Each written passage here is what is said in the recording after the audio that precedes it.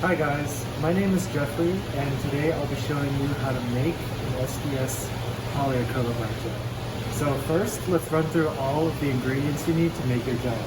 And there are quite a lot of them, but I'll tell you all where to get every single one of them from. From the 4-degree deli fridge, we have pre-aliquoted 40% acrylamide.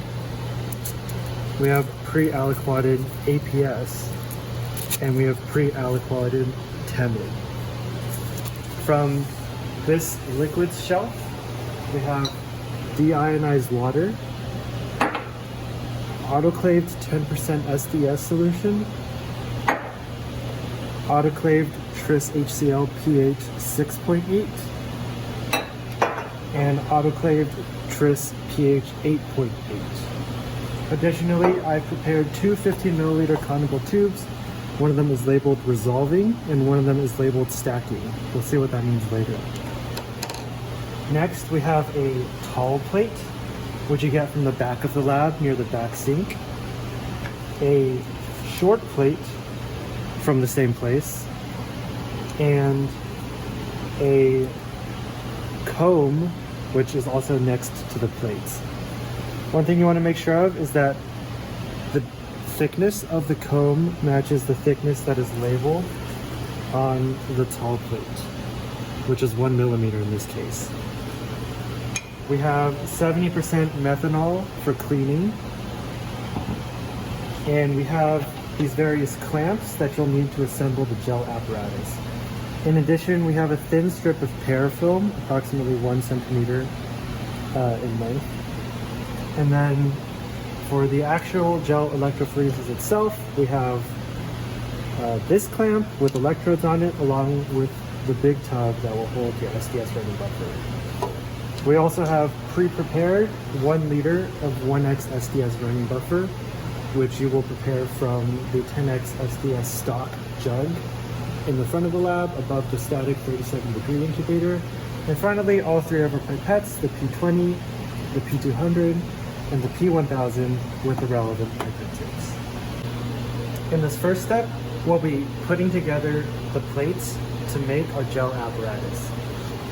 First, we take the 70% methanol and spray some on each glass plate like this.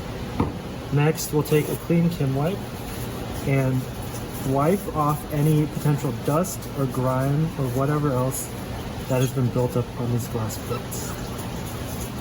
The methanol will dry very quickly, so you don't have to worry about it staying on the plate.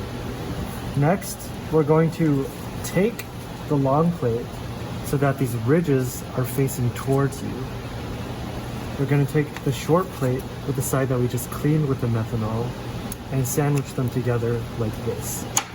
They should sit flush on the bottom. We're going to take this vertical clamp and put the sandwich plates into this pocket, making sure the bottom sits flush with the bench, and then we are going to clamp it backwards like this so that it's locked in place. Next, we're going to take our parafilm, if I can get it,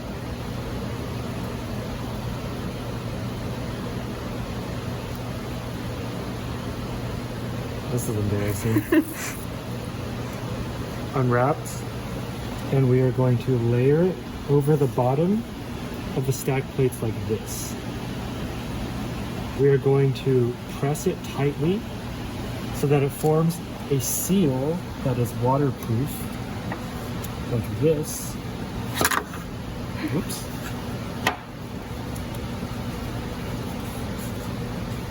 This doesn't have to be too tight. This is just to prevent the gel solution from damaging these sponges.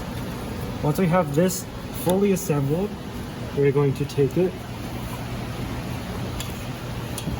to this clamp where this glass part should sit flush with the sponge, and then we're going to flip this clip backwards so that it is tightly clamped on the glass. This will prevent any gel from leaking out before it polymerizes. Finally, we're going to take a 10 ml syringe to get from the pipette, sorry, to get from the pipette cabinet, And this isn't necessary, but it's the step I like to do to prevent leakage. Shove it behind this clamp so that it's extremely tight on the glass. And this way we make sure absolutely no liquid can leak out from the bottom. So next, we'll be working on assembling our resolving gel, which is the bottom layer. You'll want to set aside the apparatus that we previously made and grab your pipettes along with your buffers. Following the instructions that are taped on top of the benches, we attached a picture to this video, I think, also.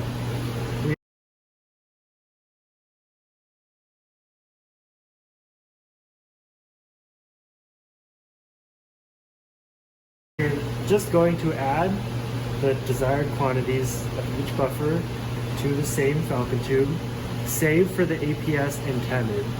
Those only go in when you're ready to load the gel onto this apparatus because they begin polymerization of the gel. For example, if I wanted to make a 12% resolving gel, I would first add 1.7 milliliters of Tris pH 8.8. I will now do slowly.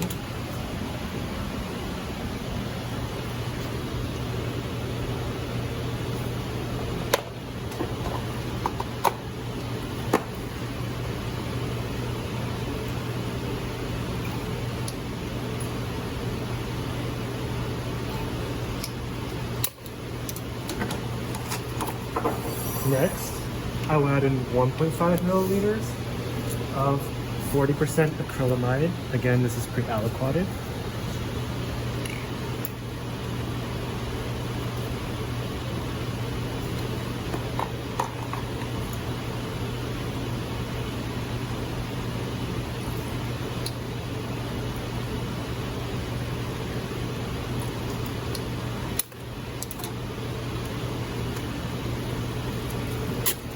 Next is 1.8 milliliters of deionized water.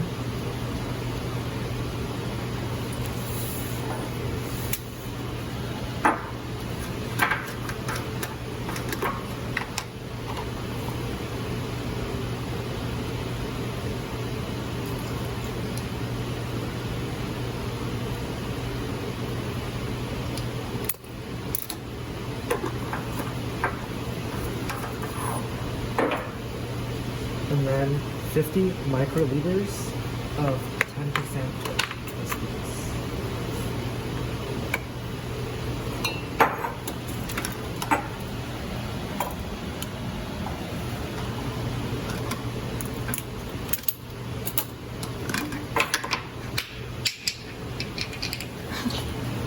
Oops.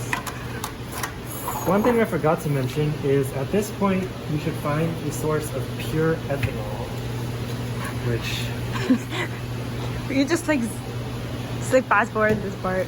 Yeah, you can just, it's always hard to find the ethanol. Is it?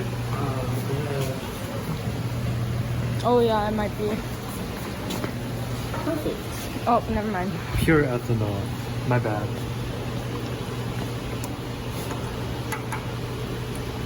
We have the non-polymerized ingredients assembled up to 5 milliliters, as you can see according to the recipe. Now we are going to add our polymerization agents. So 50 microliters of 10% APS goes in first.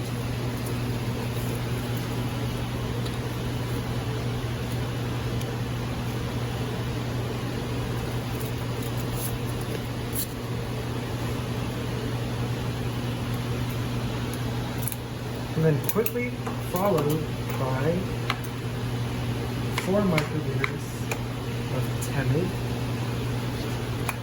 which smells like decaying fish, so try not to breathe it in. And that is all of the ingredients of your resolving gel. We are going to invert a couple times quickly to allow it to mix. And then we are going to pipette with the P1000 in to our gel apparatus. Again, you don't want to take too long in this step because it can begin polymerizing in the tube and then you can no longer put it into this glass apparatus. You want all 5 milliliters in there. That's more than 5 milliliters. And then I'm going to set the remainder on here. Next, we are going to go again with our P1000 and take a small volume of ethanol, maybe about halfway, and gently pipette that over the layer we just set in order to prevent bubbles from forming.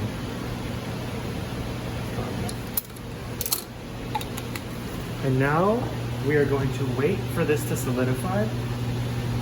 As a marker, I like to check the status of the remainder of the gel solution in the tube. Once this becomes like a gel, gloopy and solid, we know that the gel in this apparatus is probably done polymerizing too, and we can move on to the next step. While we wait for the resolving gel to polymerize, we'll start assembling the stacking gel minus any of the actual polymerization reagents. So for a 3 milliliter stacking gel, we will add 125 microliters of Tris pH 6.6.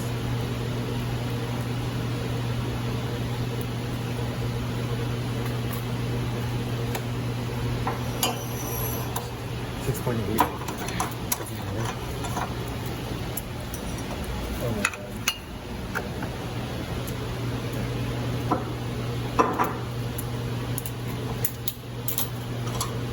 500 microliters of 40% acrylamide.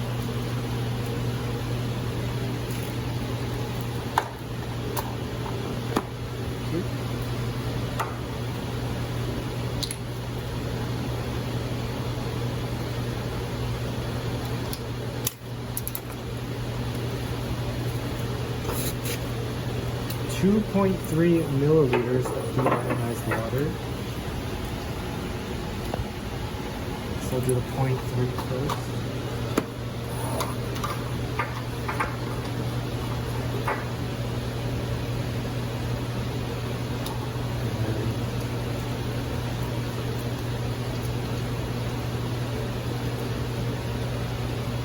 To 1 milliliter.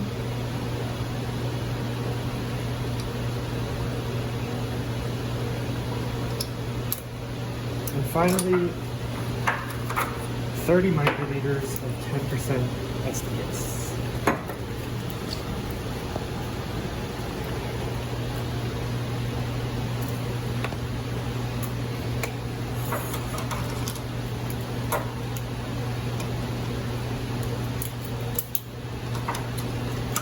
Do not add the polymerized reagents, APS intended, at this point.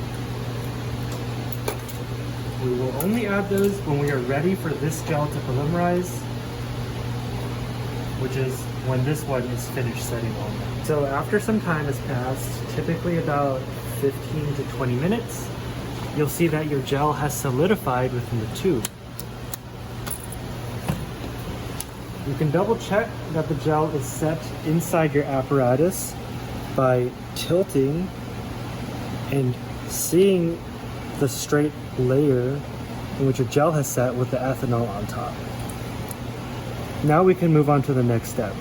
First, we have to get rid of the ethanol and wash this so that there's no ethanol remaining in the top layer when we pour in our stacking gel. So let's go to the sink. And for this step, you'll also want a squirt bottle with DI water in it.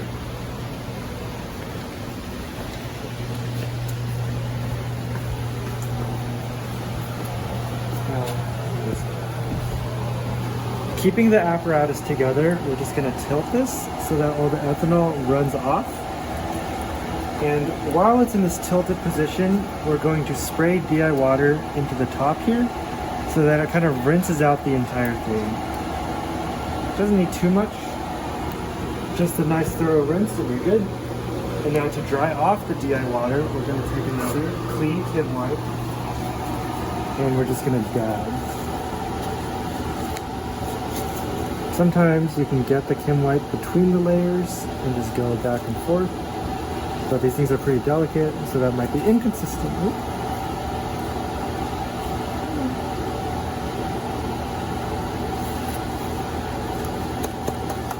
It's also not a big deal if there's a bit of residual moisture because what you're putting in is mostly water anyways. So, it's empty, it's clean, and it's dry.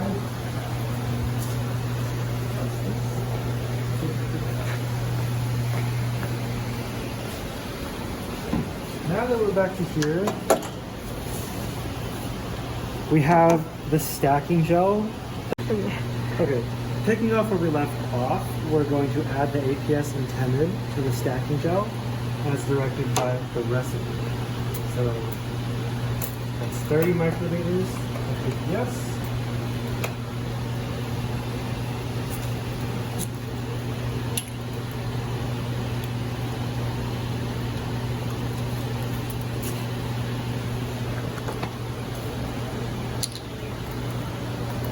In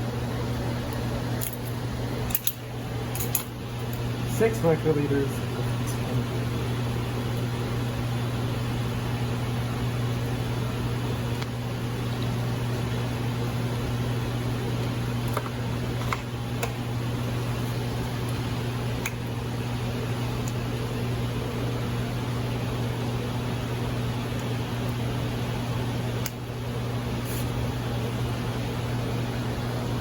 In.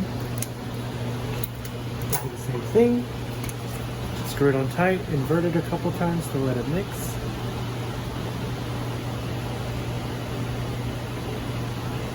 And now, we're going to take our 70% methanol, very quickly spray it on this comb to wash it. Pat it dry with Kim wipes. And we are ready to pipette the stacking gel on top of the resolving gel. Again, P1000.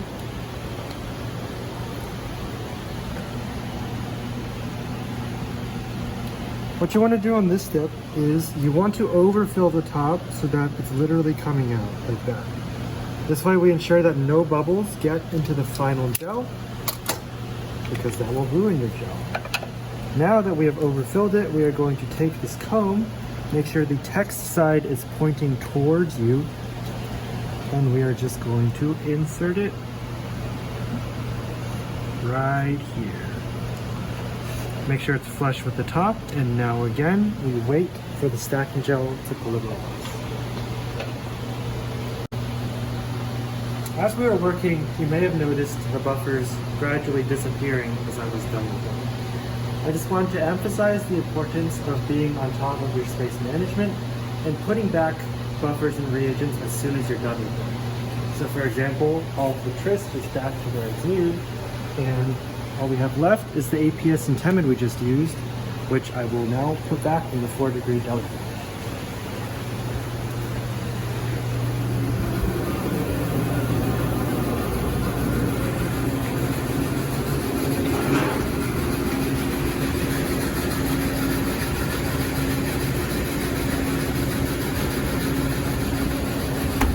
Cleaning up during downtime saves you from having to clean up later, and it also allows other people to use the reagents that you may have been taking up as soon as possible.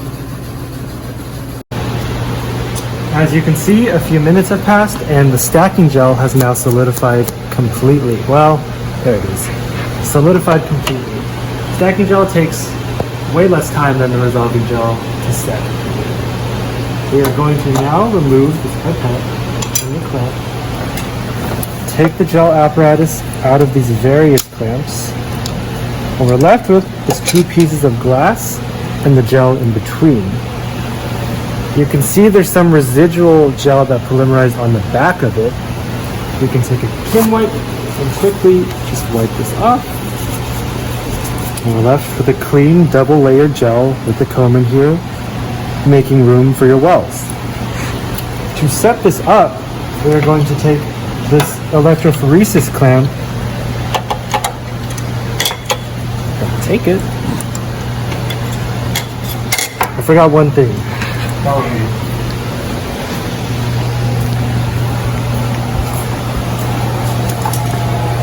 We need one of these buffer dams. You get them from the same place as you get the short plates and the tall plates.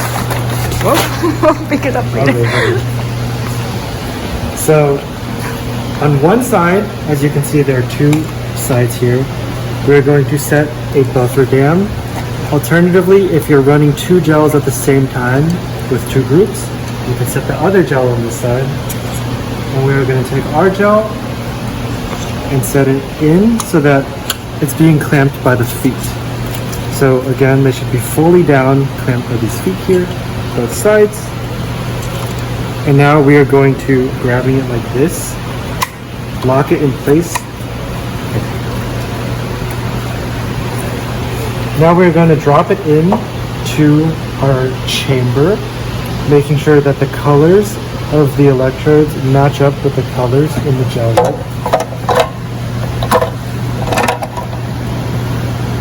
And then we are going to fill with 1x SDS buffer.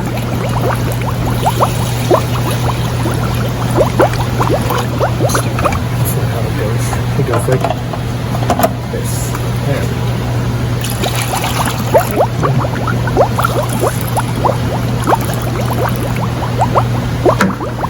Making sure that the buffer is filled all the way to the top layer inside the gel clamp. Does not have to be filled all the way up to the top layer for the rest of the chamber. But if this starts to leak, an easy way to combat this is to just fill up the rest of the SDS buffer to where there's like a millimeter left before it overflows into the gel apparatus. Okay. Now we're ready to load our samples. We're going to take both hands,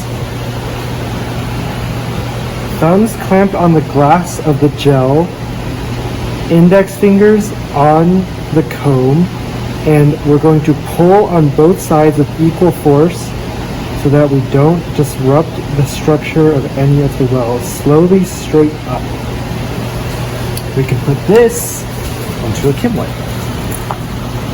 I don't know if it's visible, but you should be able to see there are distinct lanes in here. And to demonstrate, I will load a sample into one. This sample you will have prepared previously with 4 microliters of 5x SDS loading dye and 16 microliters of some protein solution.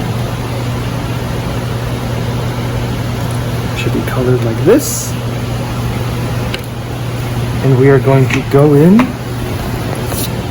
one of the lanes and very slowly and gently pipette it into the comb. Oops, shit.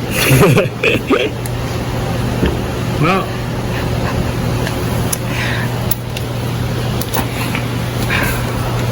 it's going. I think it's the one. Yeah. Oh, it's not focusing. There it is. As you can see, the sample is settling down into the lane. I just used water, so this isn't going to be as dense as your protein samples, which should sink more readily, but that's the gist of the idea. Don't do what I do. That is how you set up an Sds-Page gel. Now that all of our samples are loaded into our gel, we're ready to actually start the run. We're going to bring it to the back bench in this lab, which we call the gel bench, where all these power supplies are set up. The first thing we're going to do is find the on switch and turn on one of these power supplies. Next, we're going to take one of the lids that are sitting here, making sure that the colors match the color of the electrode here.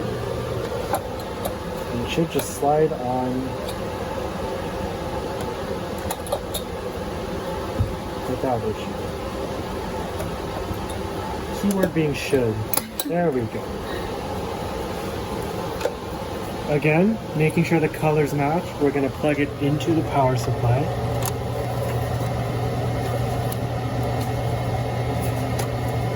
All the way in. You should feel it click.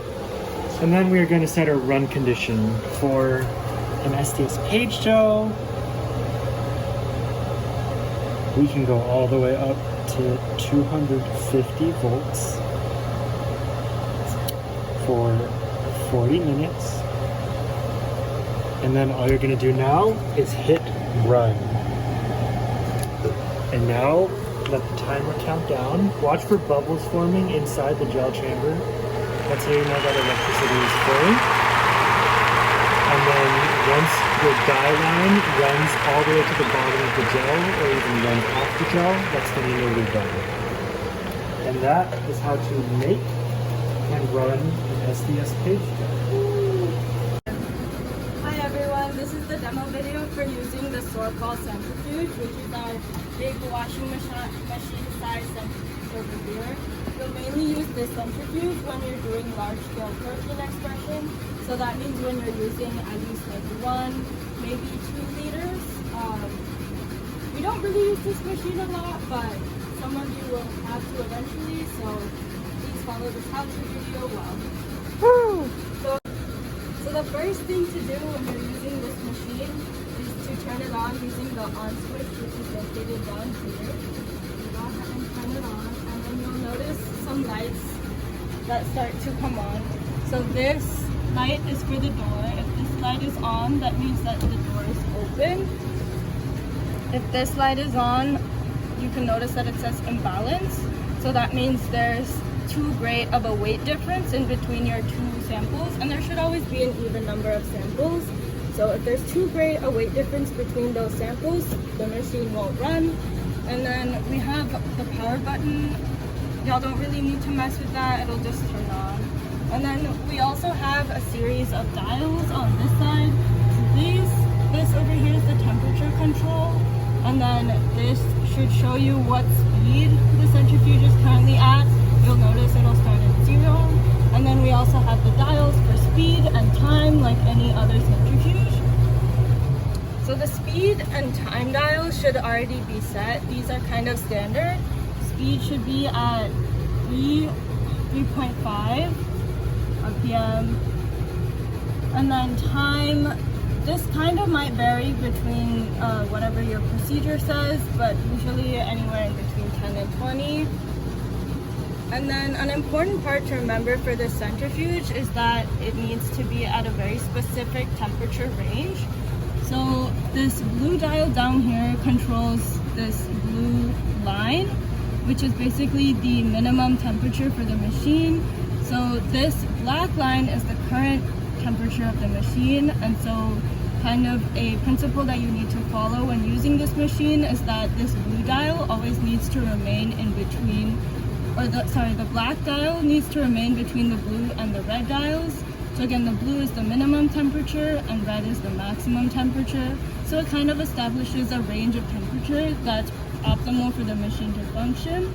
So you'll set the blue dial at 4 degrees, and then the red dial you can aim for around 8 degrees.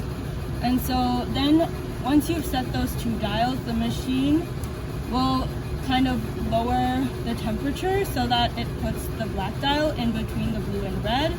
But when the black dial is higher than the red dial or lower than the blue dial, the machine won't run. So once you've set those dials, just give it a few minutes, and sometimes it can take a while, but eventually that black dial should be between the blue and the red, and that's when you can actually start your run. So the Sorpal centrifuge uses very specific sample tubes. They won't be the regular 50 mil or the little small 1.5 mils that you would use for the other centrifuges. So the sample tubes that you will use are located down here with the plastic containers and the autoclave glass beakers. They look like this. They're basically 1 liter, 1 liter big bottles, and the caps will look like this. Oops. And so you want to make sure that you have both parts. So we have kind of a lid with a seal on it, and then a bigger lid that fits on top. So you want to make sure that you screw both of those on properly, and so you'll put your sample inside however much you have, and ideally you want 2 together because, like I said, you have to make sure that your centrifuge is balanced. So if you have 1 sample, put half into one of these and then half into the other one, and then you'll put both of these into the Sorpal. Occasionally, you might use smaller tubes when y'all have done a little bit of precipitation steps.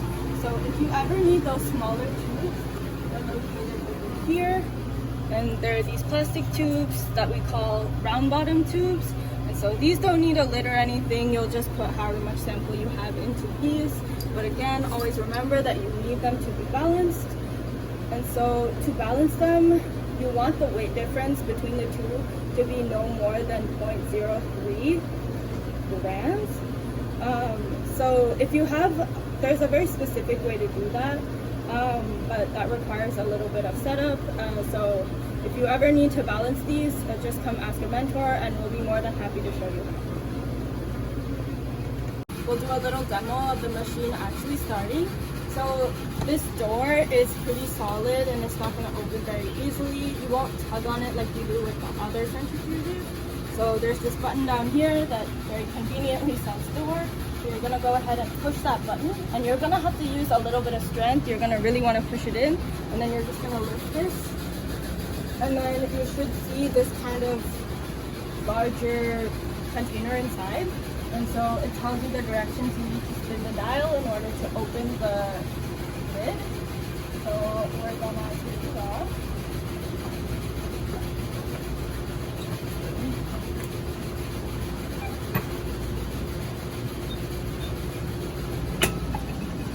Lucky Lucy. And so this is the compartment for these big tubes that we showed y'all earlier. So right now they're empty. Usually they would have sample in them, but right now they're already pre-balanced. So we're gonna go ahead and just stick them in there.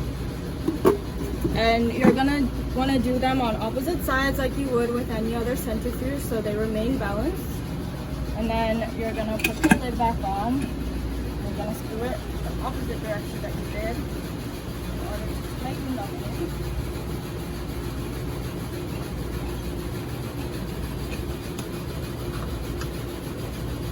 And then y'all should see that the imbalanced light goes off, which means that your centrifuge is indeed balanced. So then we're gonna shut this door.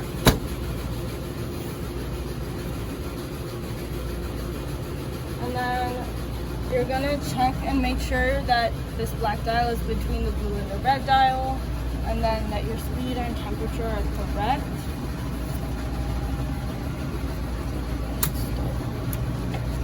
And then that start light should come on, the door light should go off, all the other lights should pretty much be off too, and then you should see the dial start to come up. And this machine moves pretty slowly since it's a big machine, but you should see the dial start to move pretty fast.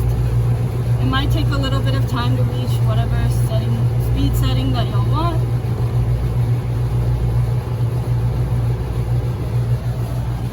And that's how you use the Sds-Page centrifuge.